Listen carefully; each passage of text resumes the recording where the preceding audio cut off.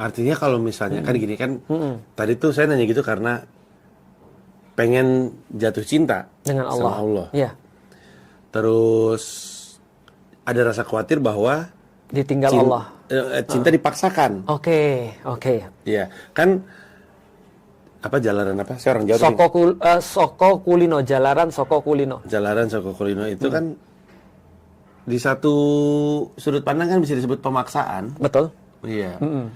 Dan maksain sesuatu ada keterpaksaan ada keengganan jadinya ketiadaan rasa. Bagus. Keren banget. Oke, kalau gitu kita bahas gini.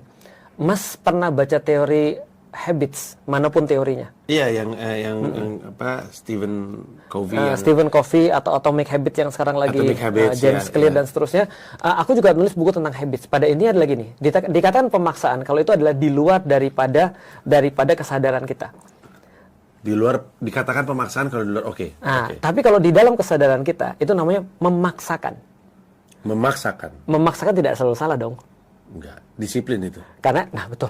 Memaksakan itu formnya yang paling bagus adalah disiplin. Itu memaksakan diri karena kita tahu ini baik bagi kita. Nah, di dalam Islam ada namanya proses pembiasaan atau pendisiplinan itu. Salah satunya caranya dengan sholat. Jadi apakah orang sholat semuanya harus menemukan rasa cinta pada Allah dulu? Jawabannya tidak juga sih.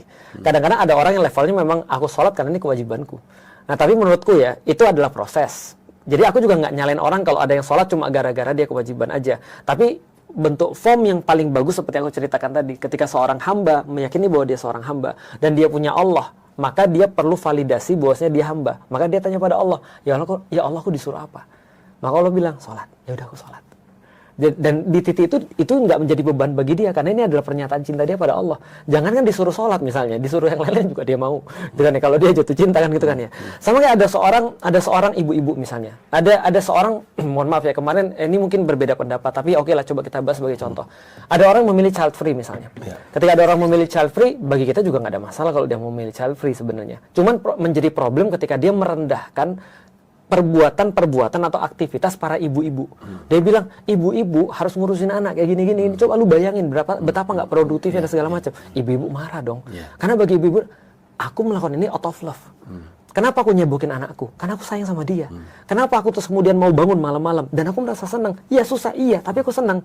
Nah, itu orang jatuh cinta tuh begitu tuh.